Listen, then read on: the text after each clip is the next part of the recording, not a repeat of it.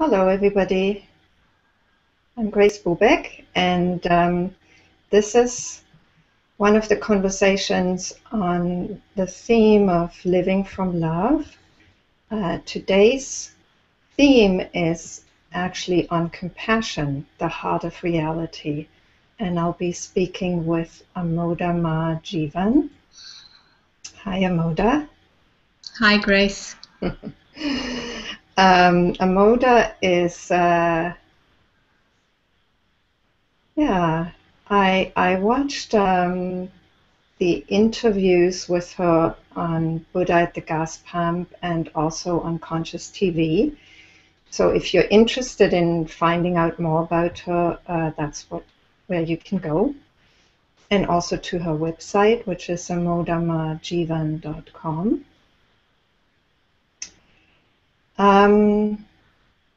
So I won't say much about Amoda. You can find that out from her website. And I'd just like to jump in right into the topic of compassion.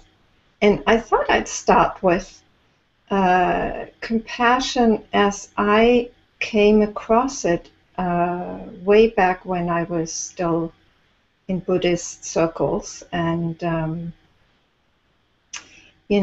steeped in that tradition. And the Buddhist teaching on compassion is very concise and quite beautiful, quite simple and quite beautiful. The Buddhists talk a lot about loving kindness, metta in Pali. And so the idea is that when metta meets with joy in somebody else, in another being, or just with beauty outside, it turns, or no, specifically with joy, it turns into sympathetic joy. So the person who witnesses somebody else's joy becomes joyful and celebrates the joy in the other. And when the person meets with somebody who's suffering, who's in pain, the loving kindness turns into compassion. So it's actually the meeting of the open heart awareness with pain that calls forth that particular quality that we call compassion. So that is the Buddhist teaching. And I just thought I'd start by asking Amoda how she responds to that, what that evokes in her. So what would you say about that, Amoda? This idea of openness. It's this openness, this awake openness that meets the heart of everything, whether it's pain or joy. I think you said sympathetic. Sympathetic joy, yes. That's when... I'm not sure about this word sympathy, or if it's meant that way. No, it isn't. I mean, I was less concerned with the sympathetic joy and more really concerned with compassion. Yeah. Because that's our topic. For me, compassion is the flower of awakening. It's the full bloom of awakening. It's inevitable. It's not something that we need to do. Mm-hmm. It's not something that we need to even think about. It's what arises naturally when the full bloom of awakeness has been revealed and embodied. So it's an embracement of both the absolute and the relative reality. Mm. And it is itself. It has no other choice. That which is awake in us, when fully recognized and fully lived, it has no choice but to be compassionate. And you know, this compassion doesn't always look the way that we think it should look, because very often this idea of compassion brings up images of kindness and doing the right thing and charity and all this. Mm-hmm. And compassion doesn't always look like that. It's much more radical. It's Mm-hmm. much more total, if you like. And so there may be a movement towards kindness, towards generosity, towards help in some way or support where needed, but it doesn't always look like that. Sometimes there's non-action, Mm-hmm. sometimes there's simply the stillness of being, but either way, it has its own intelligence. It has its own spontaneous response to what is happening, to what is appearing. And it's quite hard for the mind to understand this, and it's quite hard for the personality to also understand this. It's a kind of, I guess it's a kind of effortless action that arises from a deep oneness. So when I speak of compassion as the flower of awakening, I'm speaking of when awakening has matured. Mm-hmm. And when awakening has matured is when there is no inner division. Because as long as there's something in us that we reject or deny in ourselves, then that will be found in the world. And true compassion can't really arise until there is this deep acceptance or openness to what arises within us. And being human beings and being in the personality vehicle, there is always more. There's never an end to that. So it's a subtle and delicate and humbling process, if you like, to not arrive at the maturity of awakeness, but to be on that continual unfoldment of that. And within that, then compassion is a river that flows of its own accord.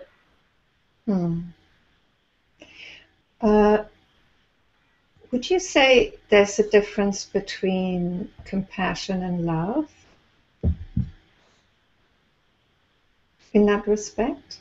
I mean, you know, some would say that love is a natural outpouring of that awakeness. So it's interesting that you say the mature expression of that awakeness is compassion. I think that love and compassion are one and the same.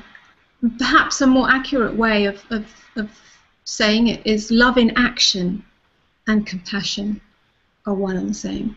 So compassion does include the movement towards something. And I think perhaps that's where the sympathetic comes in.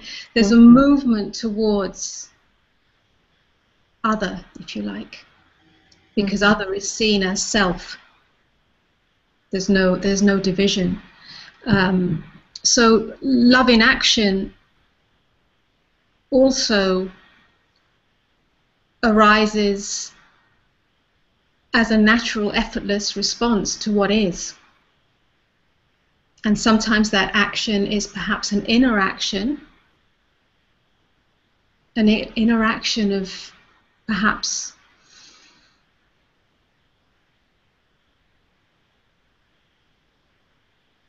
being even deeper, staying with what is. Mm-hmm. Or it can be an outer action Mm-hmm. of responding to something by entering the relative dimension and doing something. It can be a doing or a non-doing, but it arises out of being, so it's right action.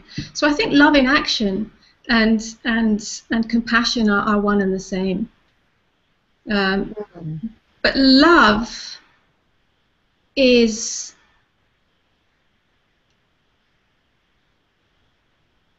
I would say love is openness. Mm-hmm. And openness doesn't necessarily have an action. It simply is itself as openness. Mm-hmm.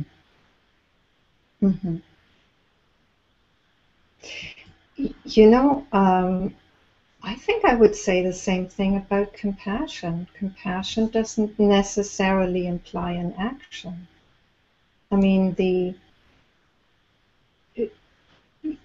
me, actually, essentially, it's an openness to pain, because the survival or the egoic response to pain is to try and get away from it, or to fight it, or to cut off from it, or, to somehow protect against that pain.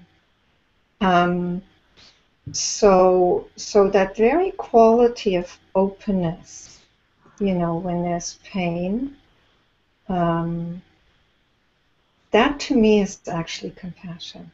It's like there's no action required. I mean, action may flow out of that, both, in relation to others or excuse me,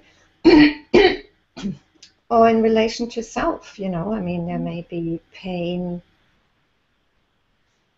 in ourselves, physical pain, emotional pain. And so there may just be that openness that receives the pain, which is, I mean, I don't know, that what's the difference between where does doing start and where is non-doing, I mean, is that openness, is that a doing already, or is that just an openness? Is that a non-doing? Because that receiving of pain, that to me is really essentially the quality of compassion. Yes, I think what we're saying here is, or what you're saying is, it's seeing that life is suffering, and that's a conscious suffering. Or first of all, seeing that life is suffering, in the sense that everything that is born and everything that dies, or rather everything that's born inevitably will die.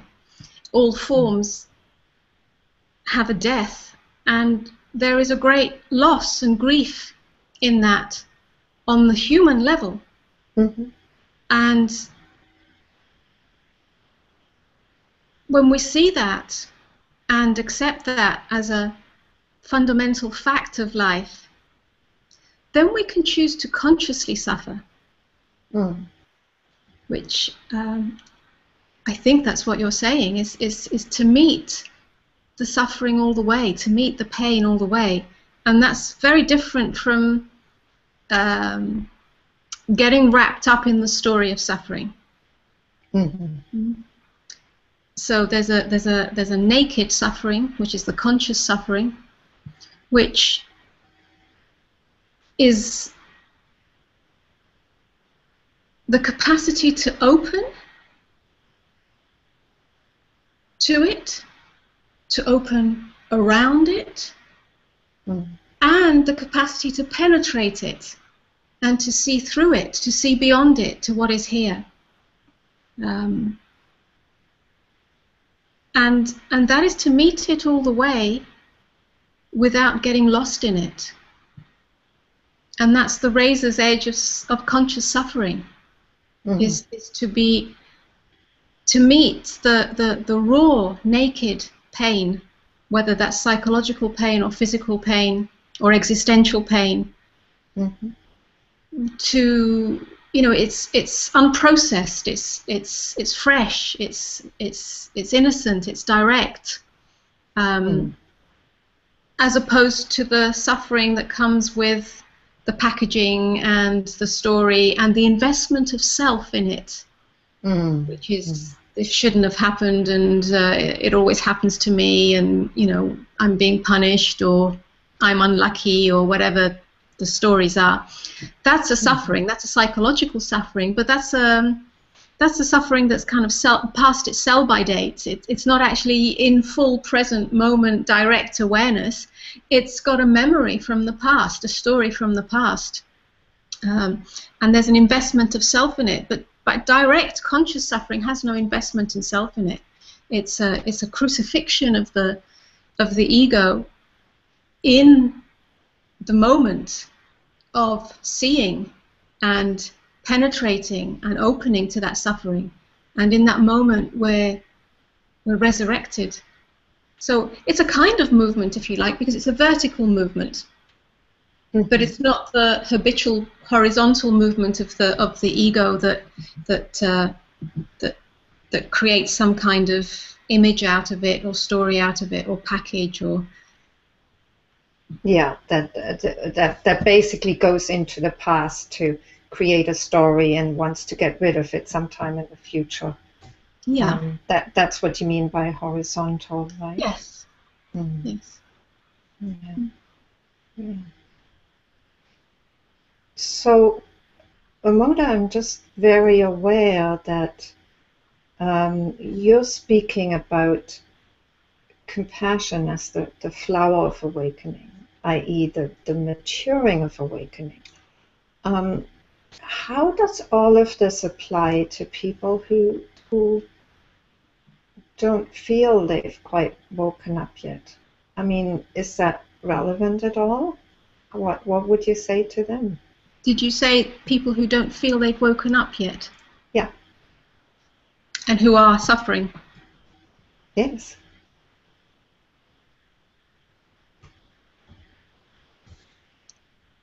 Conscious suffering can happen whether we're awake or not, or whether this awakening has happened. Yeah. The capacity to open to the suffering is something that we each have, whether we recognize our awakeness or not. The story of suffering can be much stickier.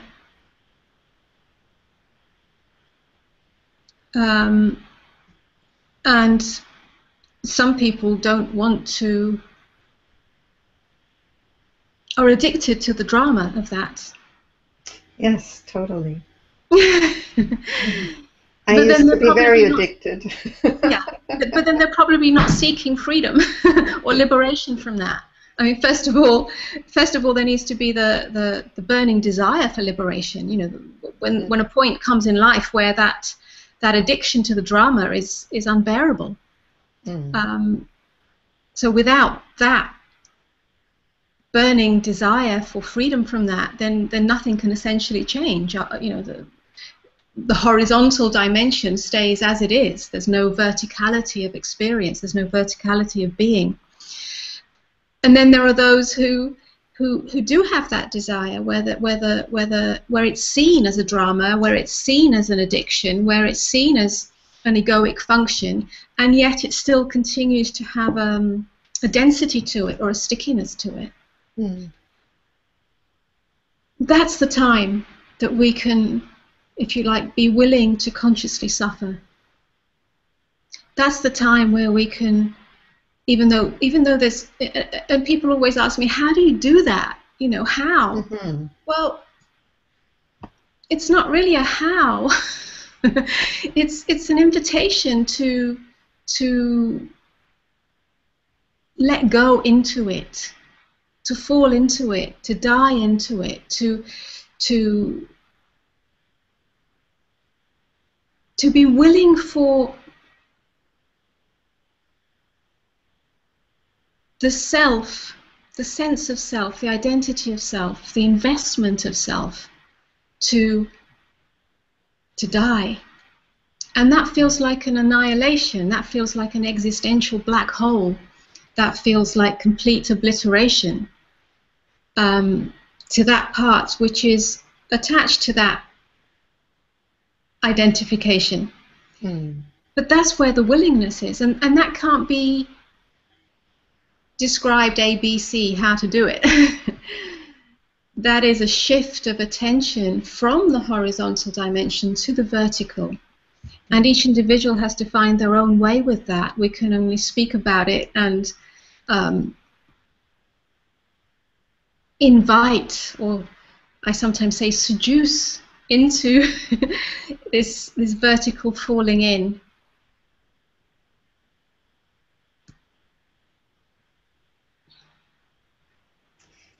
Yeah, I mean, to me, as a therapist and as a psychologist, that's always the edge, which I look for in people. And the habitual tendency is always to avoid that edge. It's always to skirt around it, to kind of go into another story or go into another another way of avoiding that naked experience of just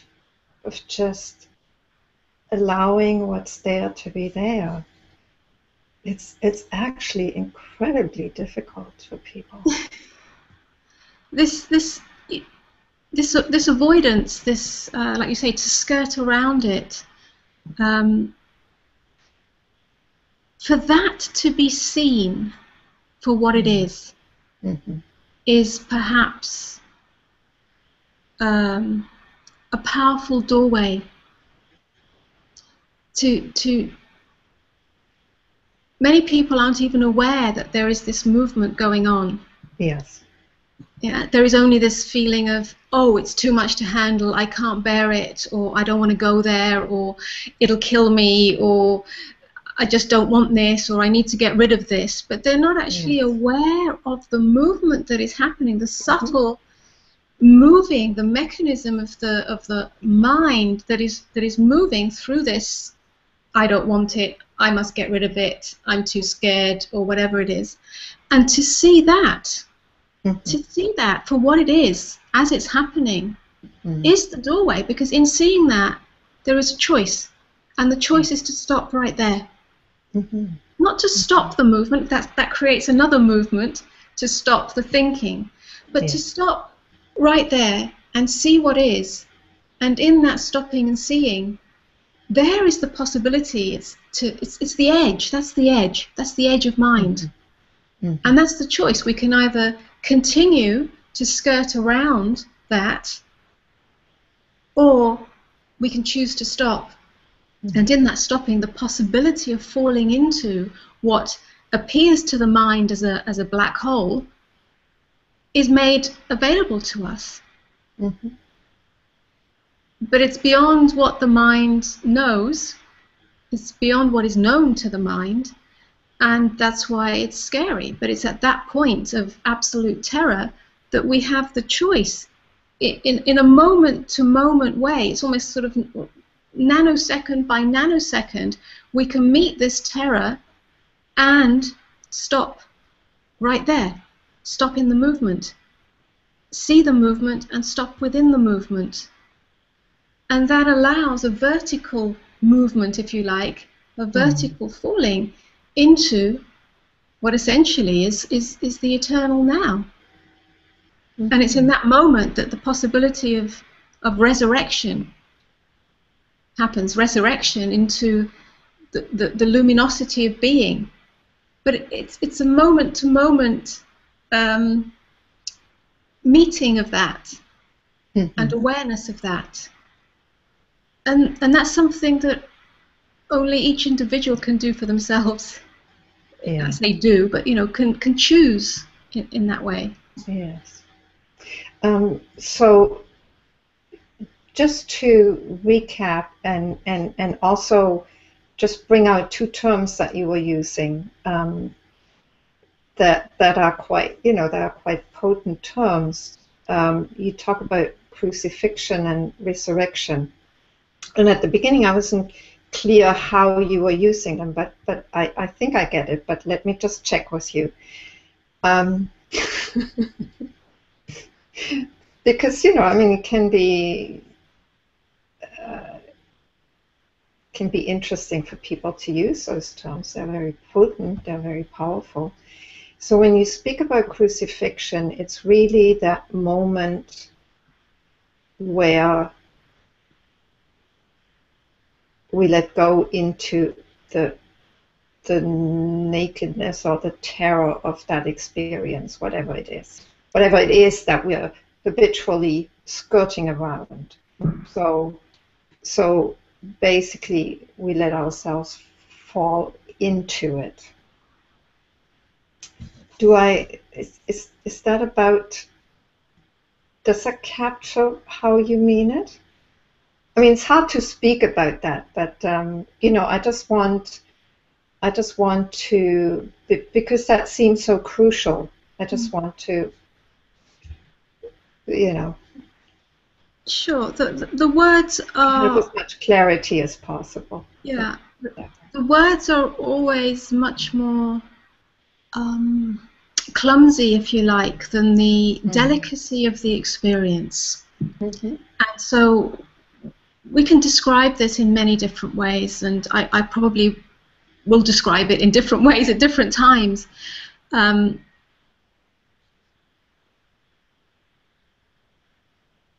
It's a sacrifice.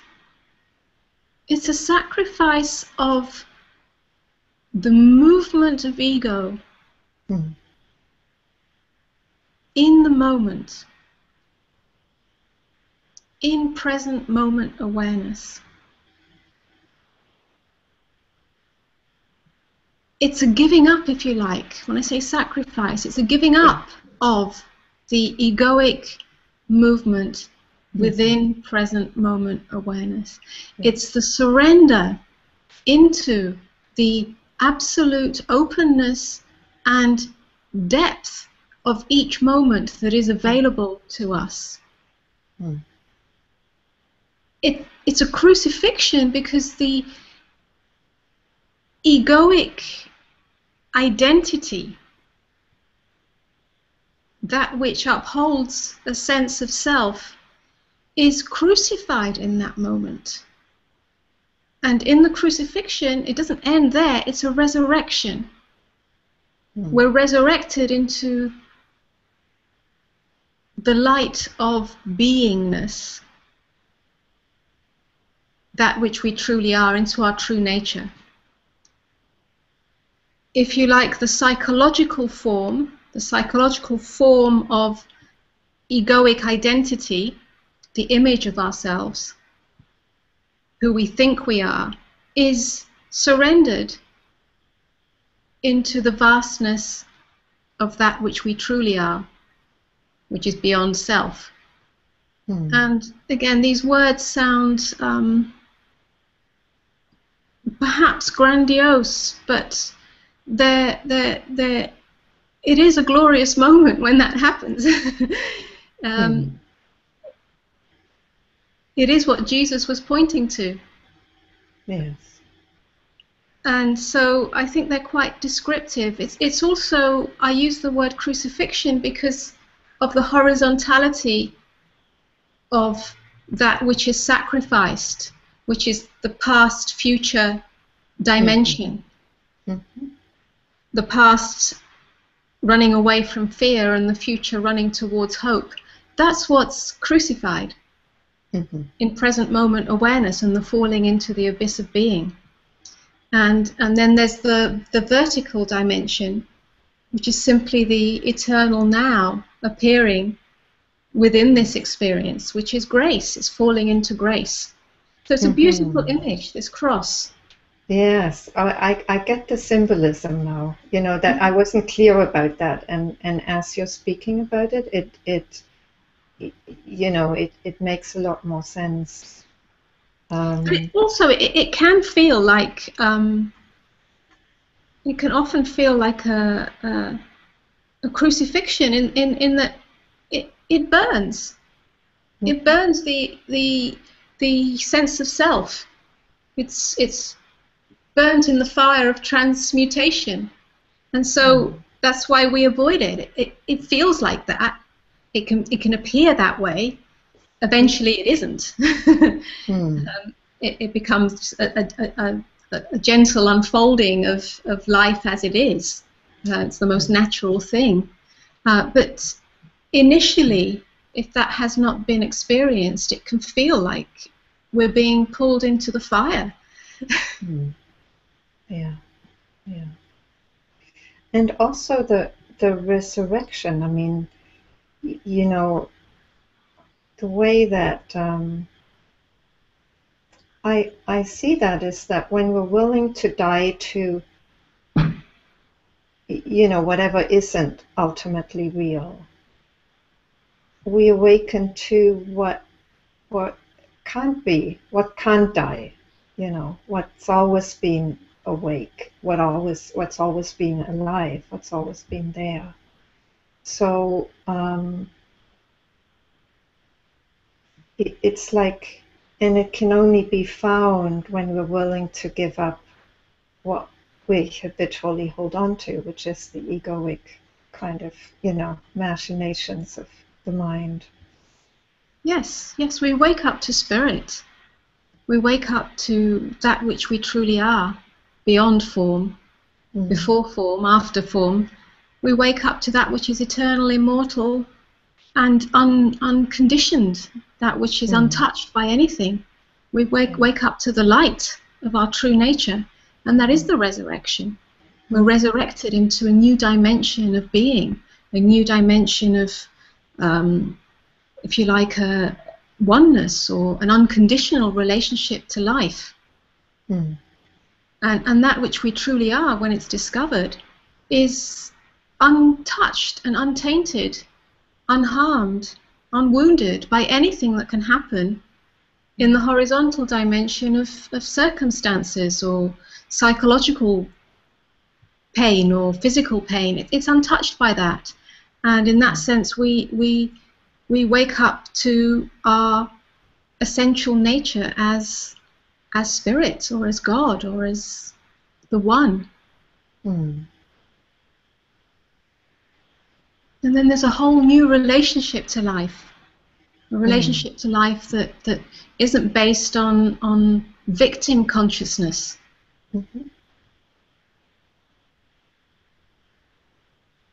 Yeah. And then life supports us. And I think it's important. I mean, I had an exchange yesterday with somebody who basically, she was talking about a person we both knew, and she was about how this person was in total victim consciousness and how she should get out of it and be more positive and take charge of things. And I was just so struck by the fact that this is another story. It's another story. It's not the victim story. It's the kind of new age, take control of your life story. But it's not a surrendered story. It's still a story. Sure. Yeah. I mean, it's very much in the self-empowerment culture to speak of being a victim and then being empowered not to be a victim. And really what's being pointed to here is not that, because as you say, that's simply replacing a story, a negative story, with a positive story where we are in control of life. I'm in control of my life. I'm powerful. It's simply another part of what I call the scaffolding of personality that upholds our sense of self. Okay, so maybe it's preferable to have a positive one or a stronger one, but it doesn't ultimately bring freedom. It doesn't ultimately bring peace. It doesn't ultimately bring transformation. and the kind of growing out of, if you like, or evolving out of victim consciousness is one that is not about the personality. It's about the deep surrender. Yes. A death of the personality, if you like. Yeah, yeah.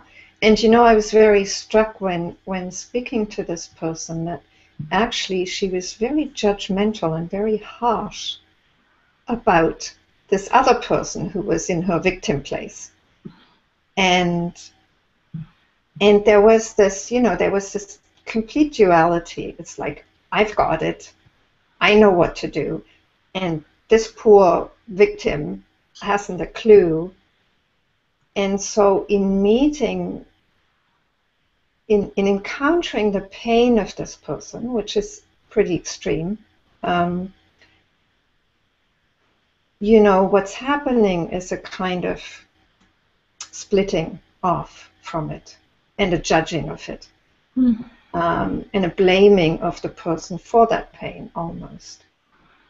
And I was just, it was just a very real life example, and I was feeling very uncomfortable, and also knowing that this wasn't the time to speak of anything other than what this person knew. I mean, it was just not the time and place. I mean, this is a great illustration, this particular circumstance of exactly what we're speaking of. If there is still inner division, in other words, if we're in the kind of, I'm empowered and I know what to do to get out of this victim story, and this is how essentially it's behavior modification. Yes. But that indicates that there is a denial or a rejection of the deep suffering that comes from a victim consciousness, if you like, or a victim story, for whatever reason that's there. And so then that is rejected and denied, and its opposite is embraced. And however much we may tell our friend that she should do this or this or this to get out of her victim situation, it comes from a place of inner division. So it has no power. It has no power. And this is not compassion. No, it's not. We're speaking of. This is not compassion. Because compassion is to meet the other's suffering, to feel it as your own, to not get lost in the drama of it, but neither to react from one's own inner division as to how to deal with it. Because there isn't a divine intelligence in that. So right action, right response, right relationship is not appearing, is not being revealed. And so this is something that each of us must look within as to what it is that we're rejecting, denying, avoiding, and not meeting in ourselves. That's the only true power that we have, is to be excruciatingly honest with ourselves as to what it is, what dynamic, what energy, what feeling, what thought, what energy we reject in ourselves. Because whatever we reject in ourselves will find its way to express itself in the world. And so the world of suffering is perpetuated, the world of division is perpetuated. So nothing can change, essentially, nothing can transform. And none of the good deeds and none of the good thoughts and none of the good positive actions actually have any impact, have any long-lasting impact. So this is really what we're speaking of, that compassion is much more radical than that, it's much more profound than that, it's much more complete than that, it's much more inclusive than that. It excludes nothing.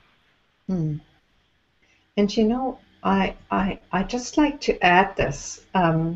There's a kind of non-dual version of that splitting that can also happen.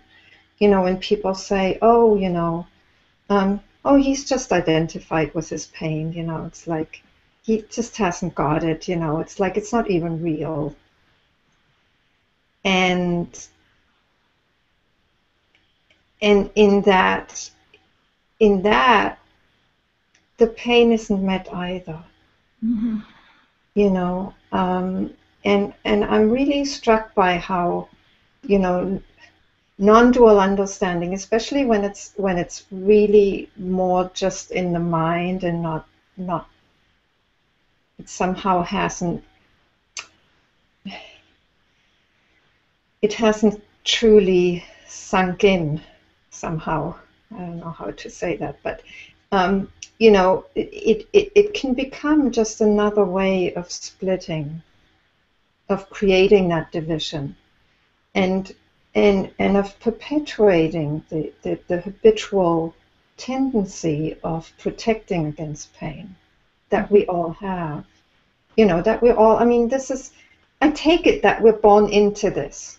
In being born human, you know, we're born into these habitual tendencies because they're there collectively. I mean, maybe at some point when, you know, human evolution has reached a different stage, that there won't be these habitual tendencies anymore. Who knows? Maybe they'll always stay, but maybe they'll be more conscious and be more consciously met. But as long as they run the person, you know, they can take on this non-dual gloss, and it's really quite. That's why I was very happy to talk about compassion, because it brings up that theme of human suffering and how to, you know, what's a truthful response to it and what isn't. Yeah, I mean this non-dual belief or concept, if you like, that there is no suffering, the suffering is an illusion, is very much prevalent, and it can be very subtle and very tricky. And I think it comes up quite a lot these days. This noticing that that actually this idea that suffering is an illusion or the world is an illusion is not the whole story, if you like, or not the whole picture, should I say. And that on the absolute level, yes, of course, there is no suffering. On the absolute level. Yes. But we live in both the absolute and the relative dimension. And that's where the maturation of awakening comes in, is when the light of awakeness, the light of self-realization, where the self is seen as temporary, if you like, and therefore not real in that sense. The world is seen as temporary because everything comes and goes, and therefore not real in that sense. And therefore suffering is seen as temporary and therefore not real because it comes and goes. That moment of self-realization or realization of seeing things clearly, where, if you like, the identification with form, physical form and psychological form, is seen for what it is. If it stops right there, then we get into perhaps what we can call non-dual fascism. and that does create a subtle but very pervasive split, another inner division, because life is suffering, and there is death, and there is loss, and there is pain on this relative dimension. In the 3D reality, there is. And to be totally lost in that and to drown in that is ignorance. But to deny it and detach from it and to cling to some transcendent realm of no pain, no suffering, nothing exists, is a denial. And so the full maturation of awakeness, of awakening, is when both are fully embraced, not as two polarities, but as one and the same. Because when we speak of it, the mind will still put them into two separate camps as opposites. And that's not it. the living of it, the embodiment of it, is the full realization and the experience of the paradoxical nature of relative and absolute, of suffering and no suffering. It's both of world and being, of the waves and the ocean, if you like. They both are one and the same. And when that is seen, and not just seen as an intellectual concept, but fully realized as a living experience, because we have, as individuals, met consciously every dark revelation within ourselves, anything that has been banished into the shadows, that comes forwards into the light, when that has been fully opened to, then we can live this paradox, and we can live, if you like, the peace that passeth all understanding. Not a peace that has an opposite. It's a peace that is beyond duality, but includes duality. And I guess that's where compassion becomes a natural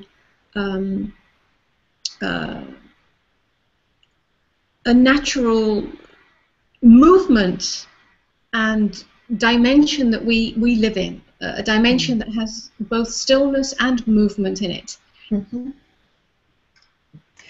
And you know, I guess I would just add that it's not just a meeting of whatever is dark, whatever is painful in oneself, but also just as it comes into our field of awareness. And you know, from the outside, whether it's a person who's suffering, or whether it's a situation that's, you know, war somewhere, or you know, collective situation like you know, a tsunami, or whatever it is, you know. But it's part of that. I mean, and you know, personally, I know that I still have a tendency to kind of protect from that, you know, by not watching news and by not exposing myself to a lot of things that happen in the world that are painful.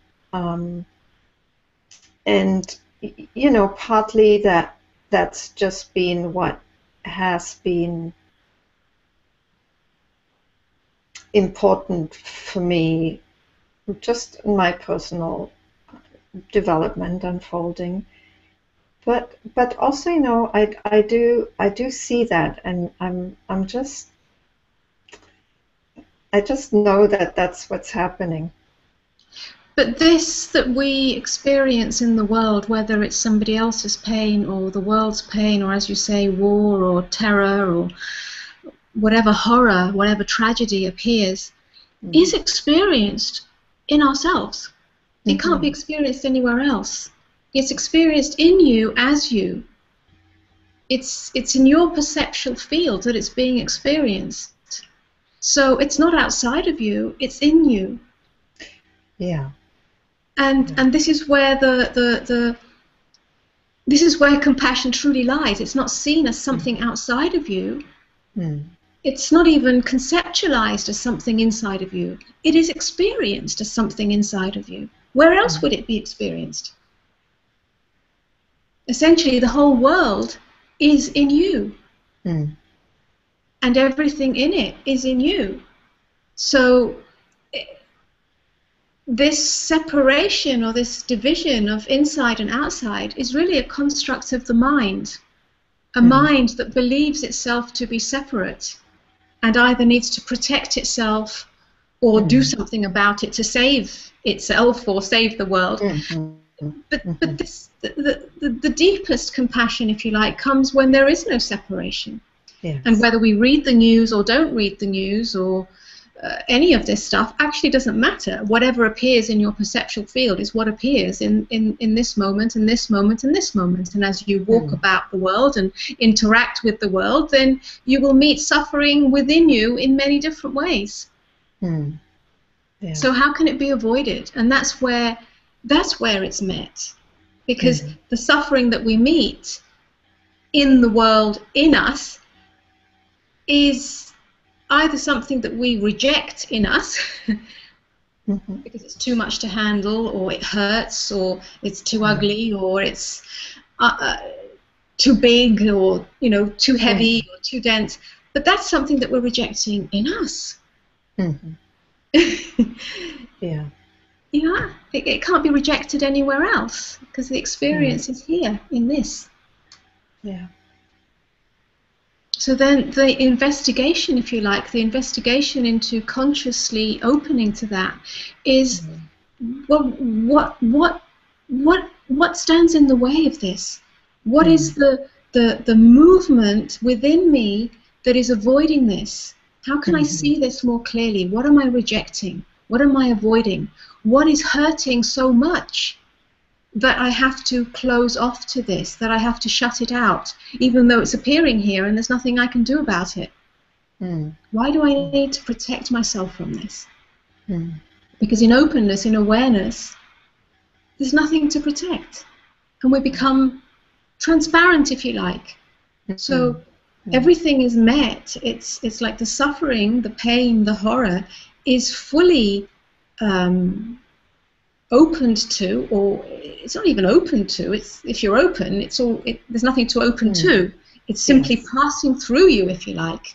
Passes through. Yeah. Because you're transparent, and in that passing through, there is neither avoidance nor a desperate trying to change it. It's simply an honest response if it arises. There's some things that we can do something about, and some things we can't. Yeah. Well, so let me ask you personally, Amoda. After you had your awakening experience, I'm presuming that there were habitual tendencies in you that were protecting against suffering, against pain, that came up and were, met more consciously at that point. Would that be a fair description, or were they just all totally gone?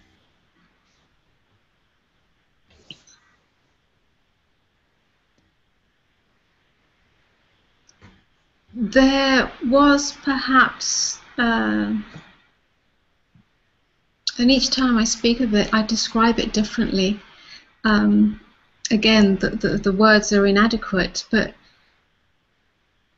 essentially, if you like, there was, I'm going to say two, but it's not really two. It was sort of happening at the same time. But one thing that, if you like, didn't come back, a tendency that didn't come back ever again, was the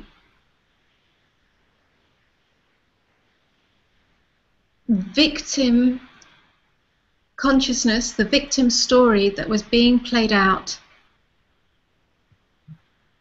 with regards to relationship, intimate relationship.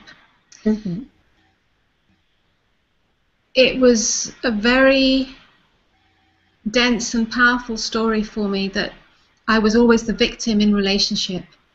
And of course this is a common one, but it played itself out quite dramatically in my relationships. And so I was always looking for love, and all the stuff that happens in relationship, all the triggers and all the projections and all the wounding.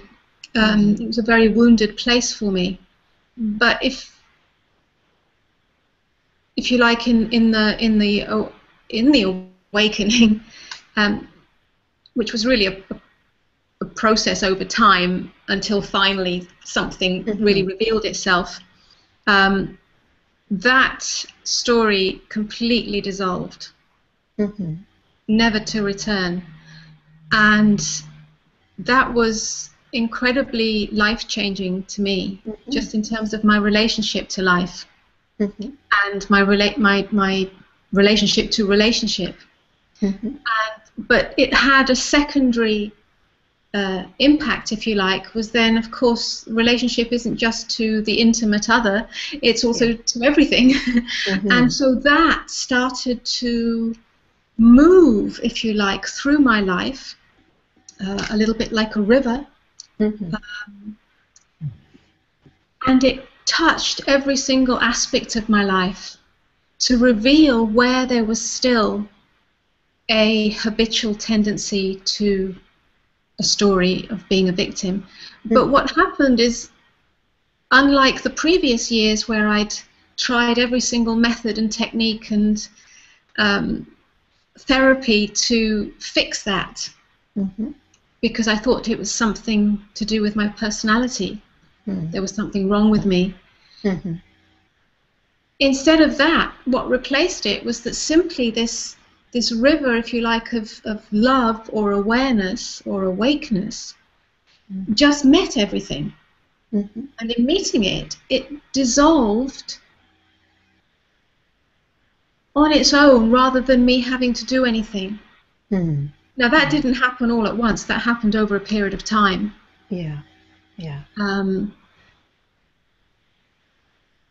Is this still going on? It's hard to say. There was a shift or a deepening, if you like, about 2 years ago, where what was sensed, what was experienced, was that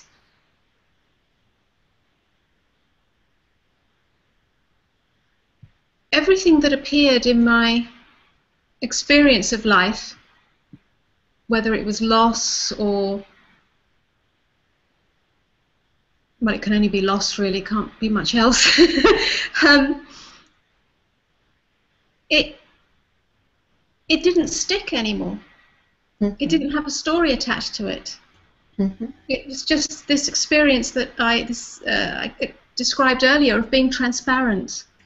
So it would be met in its full depth, and sometimes that was agonizing, but it didn't last very long. So it would really pass through very quickly.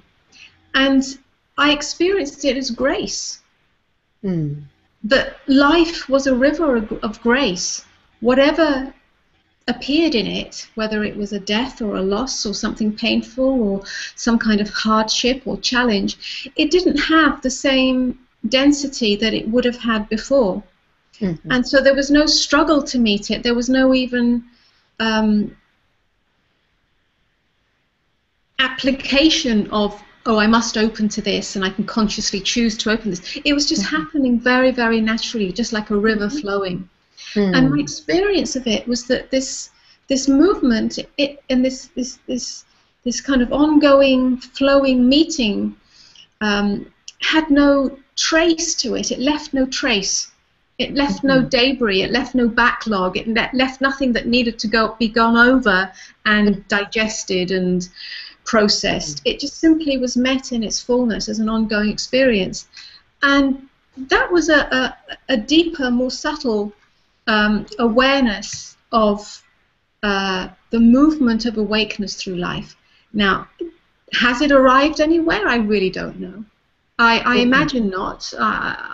I know not, because it's always ongoing, and I don't know what challenges and losses I may meet in this human form as life goes on, and who knows, how do I know how that will be met? So, but there is a great freedom from any sense of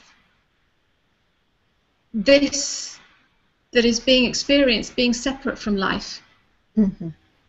It's one and the same, and therefore there is an inherent goodness in that, if you like, despite the circumstances.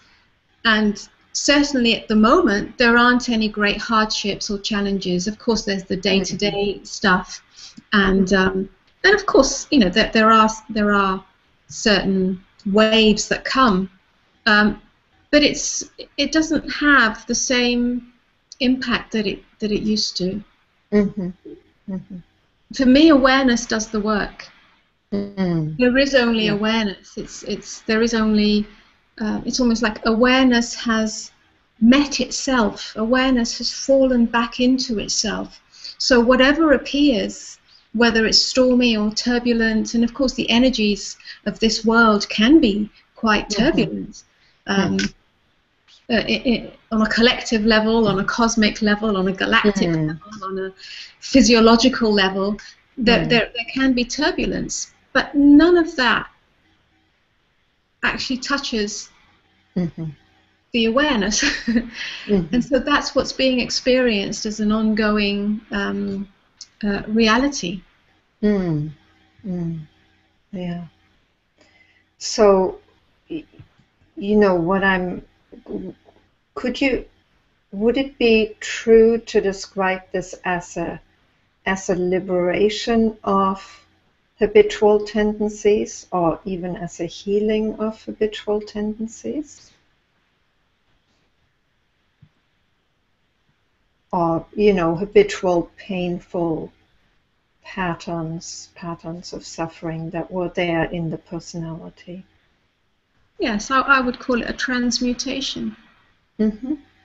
Now, there's a lot of confusion about what happens to the personality. Okay. Because not the whole personality is dissolved. Obviously, it Mm-hmm. can't be, because we live Yes. in form. So when you say habitual tendencies, certainly those habitual tendencies that created psychological suffering, those Mm-hmm. have been transmuted. Mm-hmm. Those are dissolved. But habitual tendencies of the physical and psychological form, Mm-hmm. in the sense of um, I like solitude. Yeah. There are certain preferences, should I say, Mm-hmm. preferences in day-to-day choices, in what is eaten, and where this body Mm. goes, and how it looks Mm-hmm. after itself, and what it interacts with. And some of those are innate tendencies that I appear to have been born with, and certainly exhibited those tendencies even as a child. But they don't have as much, again, density to them. Mm-hmm. It's not. It's not like there's a drama if those preferences aren't satisfied Yes. or fulfilled. Again, Yeah. there's a great transparency, and what's different is that the attention isn't there. Mm-hmm. That's not where I derive my sense of self. The movement of this personality vehicle just plays itself out, but Mm. it's like the personality vehicle and the physical vehicle are in service to that which is awake. Mm. Mm. They're not in opposition to it, they're in service to it. So the choices that are made on an everyday living, you know, situation is choices that are made that support Mm-hmm. the expression, if you like, or the movement of awakeness. Again, not as a spiritual must do, but Mm-hmm. just very naturally and organically. Just as basically what is and what happens at that relative level, I Yes, presume. yes. Mm. Yeah. It's beyond right and wrong. It's Mm. beyond should and shouldn't. Yeah. It simply is just a natural response, and you know, I'm not concerned with what it looks like. There's no Mm. concern of what it looks like or how it should be. It simply is as it is, and that's how it's Mm-hmm. being expressed. And that's what's so unique about everyone's expression of awakeness, is that each Mm. flower, Mm. if you like, is so unique, and what it looks like in one, it doesn't look like in the other. Yeah. The fragrance is the same, the essence is the same, Mm. but so often on this spiritual path, we look to others to see what it looks like, how it's expressed, and then there's confusion, because everyone every flower is totally unique, and in that Mm. sense, the personality vehicle is the outer form of it. Mhm. But again, when awakeness is fully moving through you as you, even that form, that outer expression, has a permeability to it, a transparency to it. Mhm. Mm. Almost like you can't quite pin it down. It's Mhm. much more open and fluid. Yeah. Mm. Yeah. So basically, it's less predictable than it used to be when there was still an identification with the personal. Because when there isn't an identification with the personal, usually, you know, the the the the responses are to some extent determined by those by those identifications. So somebody who says, oh, I like such and such, they'll respond in kind. Then they'll respond like that. Whereas if there's, if the personal is really just a kind of vehicle, it happens to be that way. There's a lot. It becomes less predictable, also, I imagine. Like you Yes. said, more flexible, but also Yes. less It's predictable. it's more fluid. It's less Mm-hmm. predictable. It's not being guided, if you like, by likes and dislikes and Mm. opinions and habits. It's also much lighter. It's like a bubbling brook. It's much more fun.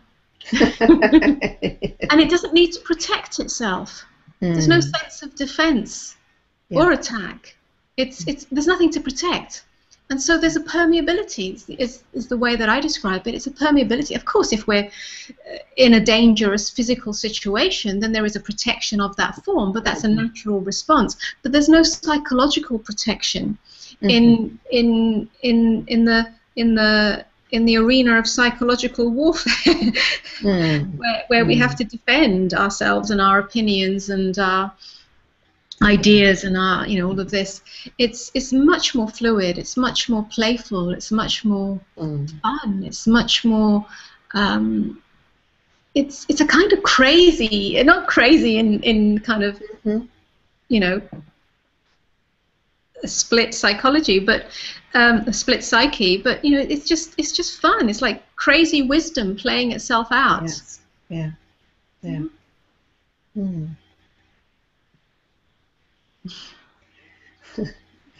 So, Amoda, I'm aware of us being already past the hour, and I'd just like to take a moment to check whether there are any questions from people who are watching. So I'm just going to do that.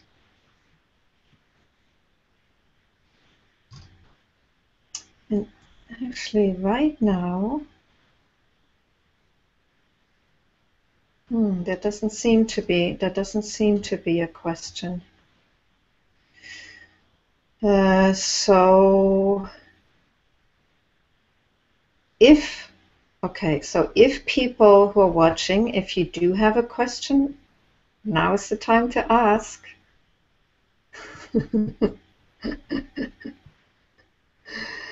Yeah, right now there isn't a question, Amoda. Is there anything that you would like to add to what was said so far? I mean, is there something that bubbles up?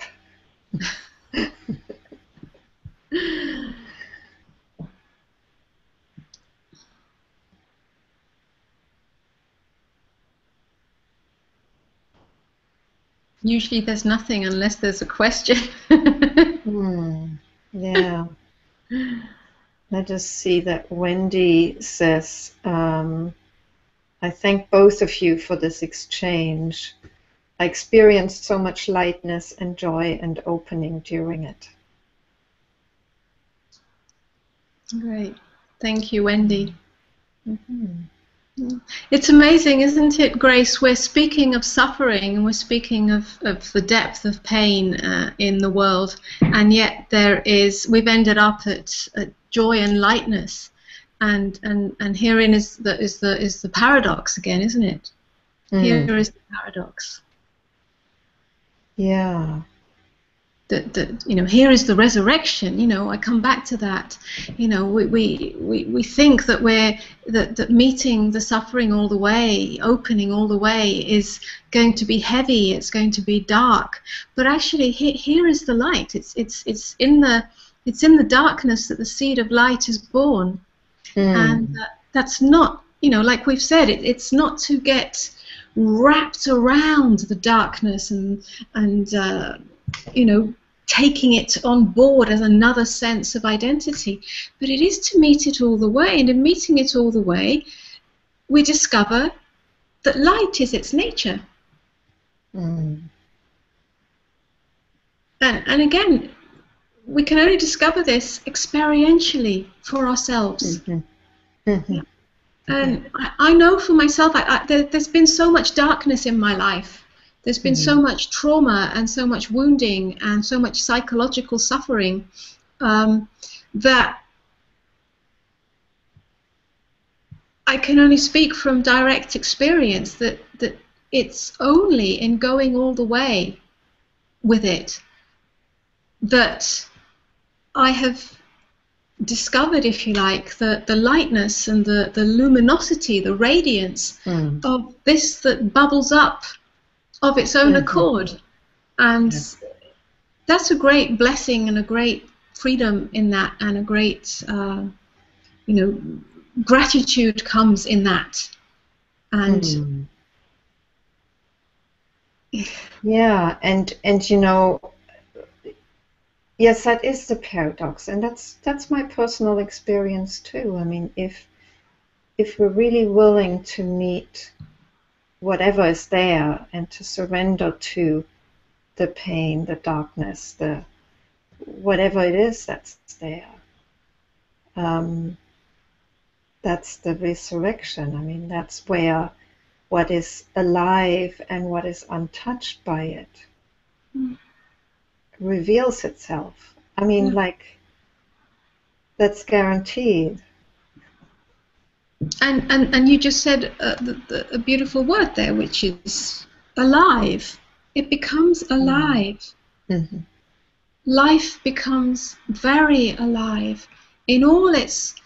It's almost like the more we open to the horror, if you like, of simply the human existence.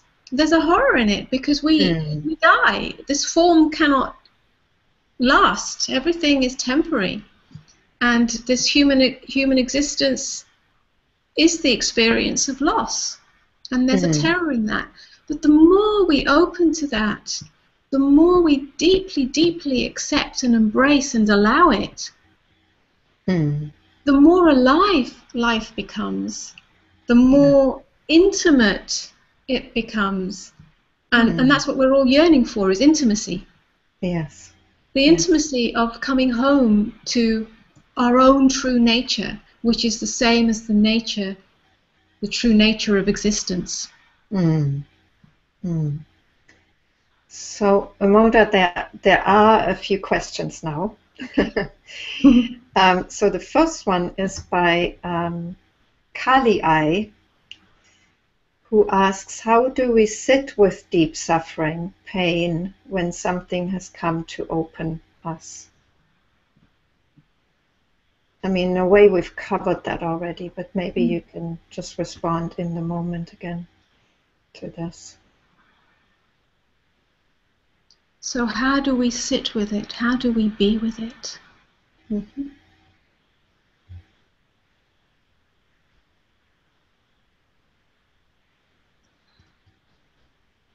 We have a willingness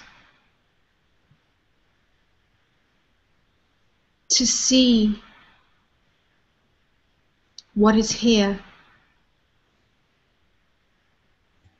when this suffering, when this whatever form the suffering takes, if we have the willingness to be with it in the sense that we open even wider than it. It's like we can ask what is here within this suffering, not as an intellectual idea or a thought, but as an energy, to meet the energy of it, and then to keep meeting the energy of it underneath it and underneath it. That's a kind of penetration, if you like. It's a penetration of awareness into the energy, the energetic dimension of suffering. And to open wider than that. It goes beyond the story of it. It goes beyond the poor me of it. It goes beyond the I can't bear it. Yeah. It's an energetic experience, really. I don't know if that's helpful, but I'm sure it is. I mean, I'm sure that was what this person needed to hear. So there's another question from Wendy. Does Amoda have any more comments on being in the presence of someone who's habitually suffering from what she sees as being wrong with the world? Born with the... Wrong with the world. Oh, okay. So she's not suffering with her own pain, but with what's wrong with the world. So how to be with that person? How to be in the presence of that person. Yeah. That was the question.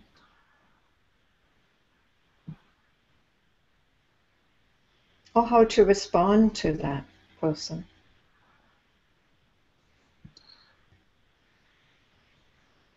Love, or that which we are, is essentially untouched by anyone else's ideas of what's wrong and what's right.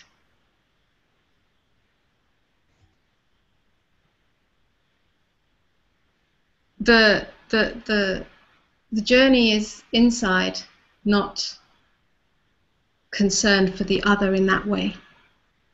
If it triggers, if being in the presence of a person who finds the world is wrong triggers your own discomfort, triggers your own pain, triggers your anger, or triggers your fear, that's what needs to be looked at. That's what needs to be met. So your friend or whoever it is, your partner, is the darkness in your life that has the seed of light in it. Now, sometimes we have to say no to that person or not be in that relationship. That's okay. We don't have to be victims of that relationship and feel that we must stay and be present for them.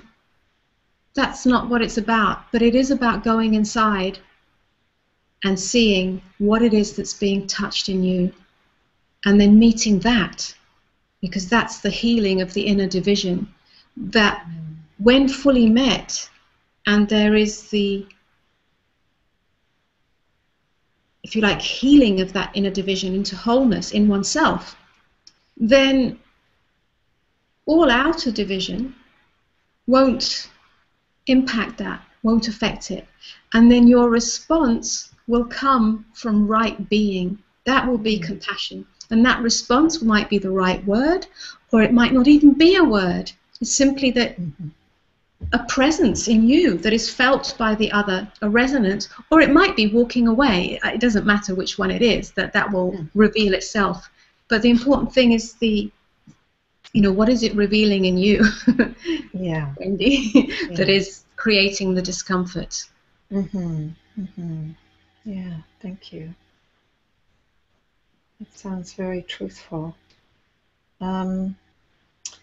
So Gabriel says, thank you for the talk.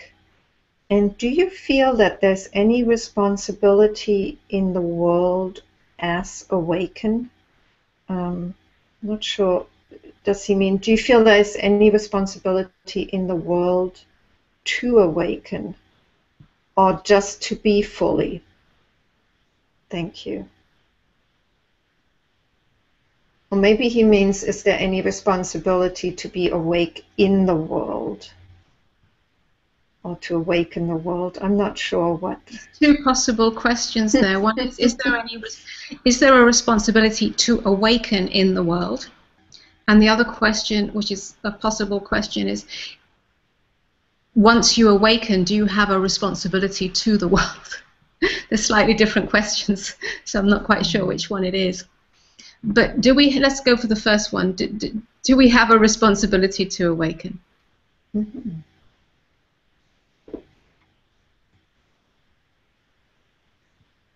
It's not a responsibility to the world. And it's not a responsibility of the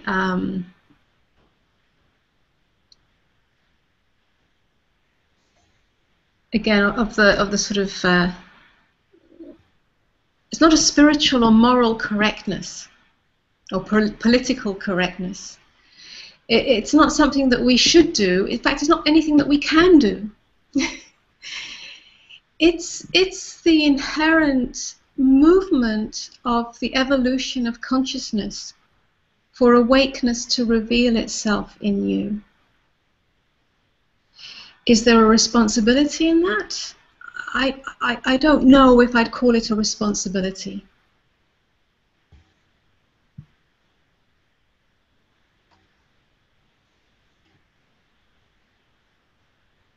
Once this movement of awakeness has been tasted and glimpsed in oneself, or through oneself, through one's own life, there's a choice. I can only say there's a choice. There's a choice to invite it in more, to open to it in the ways that we've been speaking about today. Or we can turn away from it and just see it as a nice experience. Perhaps go looking for it somewhere else. That's a choice, and that choice really comes down to what do we really want? What do you really want? What motivates you? It's not a responsibility to the world, it's a responsibility to yourself. But the world is in you. So it's inevitable that the world is affected by awakeness. But it's not about saving the world by becoming awake. It's just a matter of how it's perceived. Because if it's perceived one way, then the ego takes ownership of it. And then full awakeness is not truly lived. It just becomes another nice spiritual idea. So it's just how we see it, really. Yeah. It's tricky, this word responsibility. And actually, Gabriel came back to clarify, as an awake person, do you have a responsibility to act? Okay. And, you know, I mean, the answer applies to that too, because, you know, that there's just, you know, what I understand is that when you make it a responsibility, it's thought that directs your action. It doesn't actually arise out of a response to what is. Yeah. You know? If you make it a responsibility, then there is an investment of self in it. There is an agenda. And as long as there is an agenda of the outcome or some idea of saving the world or self being invested in it as doing the right thing as an awake person, then it's not true responsibility, responding to Yes. the needs of the situation. Yeah. Yeah. So again, it's just the way that we see it and the way that we conceptualize it and understand it as how we relate to life. So there is no responsibility in that sense. But when awakeness is fully flowing through your life as you, it's inevitable that what you do, your actions, serve the world, Yes. because your life is given in service to it. Mm. Yeah. Because there is no choice. It's a choiceless choice. Mm. Yeah. Because you become a light unto yourself. And by becoming a light unto yourself, you become a light unto the world. There's no choice in that. But what you do or don't do is not the issue. Mm. It's likely that your actions will be, let's, for want of a better word, good ones. But you don't have to save the world in some idea of what that is. Yeah? Yeah. The world is saved through the resurrection within. Yes. Yeah. Thank you. It's very clear. So we have one more question here by Leda.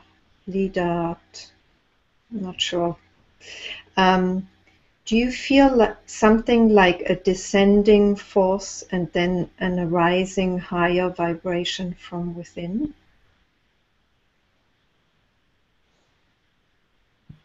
In relation to what?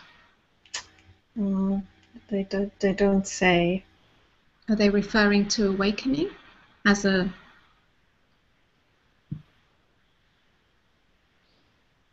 Well, I like that description, actually. Go ahead. Just.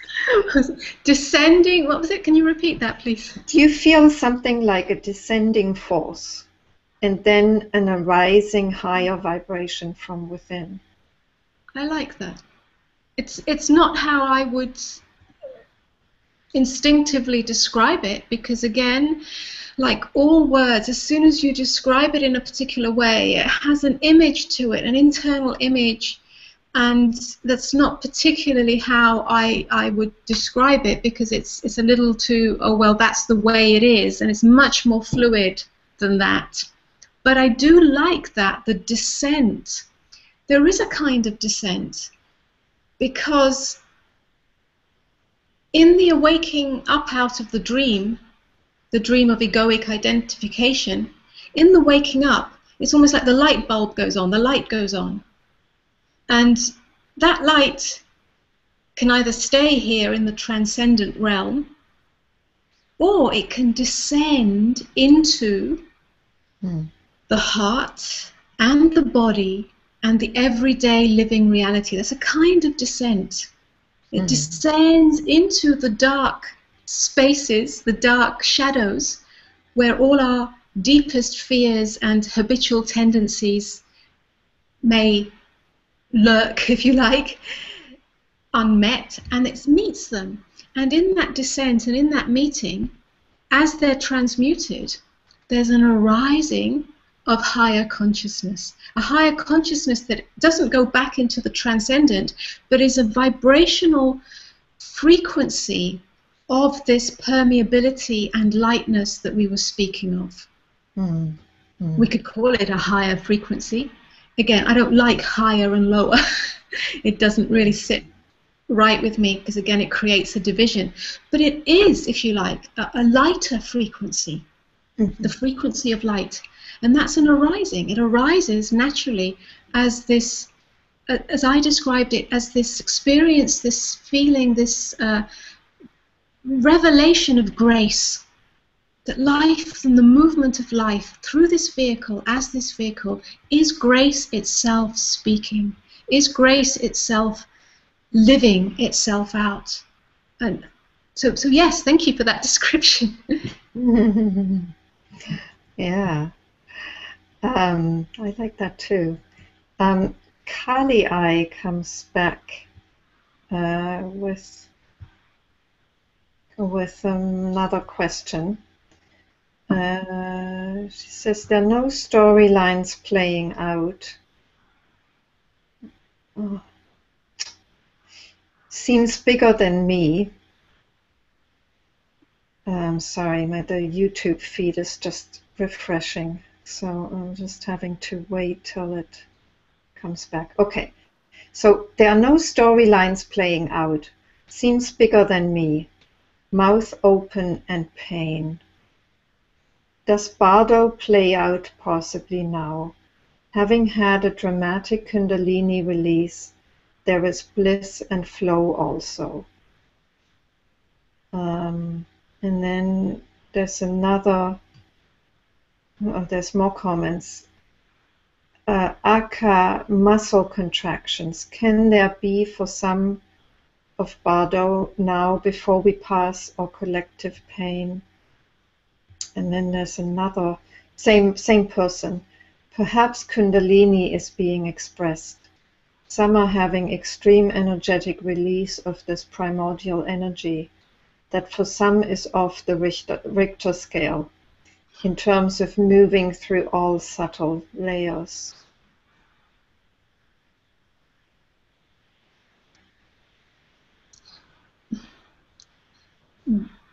All sensations, all phenomena, all energetic contractions are here to be met in awareness. We don't need to create a, if you like, spiritual understanding of whether they are Bardo states or Kundalini. Yes, maybe, but these are the real investigation, if you like, or the real openness and release comes when we simply open to the sensation of it, open to the energy of it, without any idea or theory as to what it means. When we try to find meaning in it, there is the possibility of avoiding the deeper release. So my invitation is, yes, possibly. But what's more important than any description of it is the unadulterated, unprocessed, if you like, without any processing of the mind that goes with it, experience of it. Through it, as it, and beyond it. It's like, see what is really here. See what is really here without your conceptualization of it. That's the deeper invitation of what's happening. And yes, I think I heard this, that there are, if you like, strong collective energies appearing. It seems that way. It seems that way just looking around, hearing people, speaking with people. There are some powerful energies.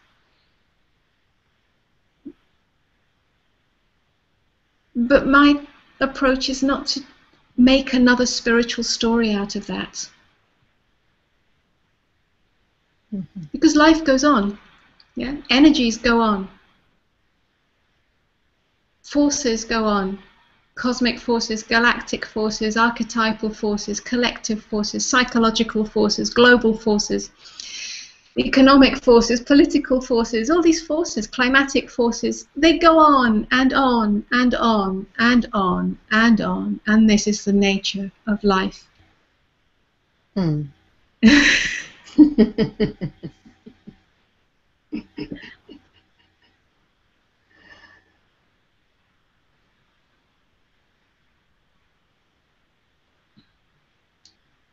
Yes. Thank you, Amoda. I really, my experience or my sense of what I'm hearing from you is really very,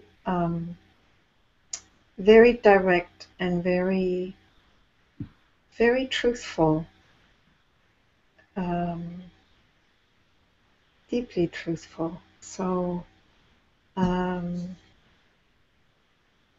also in your responses to the questions, actually, Wendy came back to you saying thank you. That was very helpful.